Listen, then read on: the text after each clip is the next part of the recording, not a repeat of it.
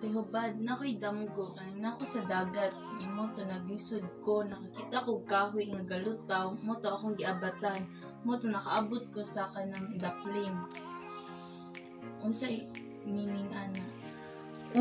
Nagdamgo ka nga naa kas dagat naglangoy unya nakakita kag kahoy mo imong giabatan maong nakaabot ka sa imuhang kuan sa daplin. Ang hubad ana ang imong mga plano matuman pero maglisod pa ka pilmero pero imong maabot kay nakaabot man ka sa daplin. Unya nasay mga tao nga motabang nimo kay pinaagi atong kahoy mao man to imong giabatan.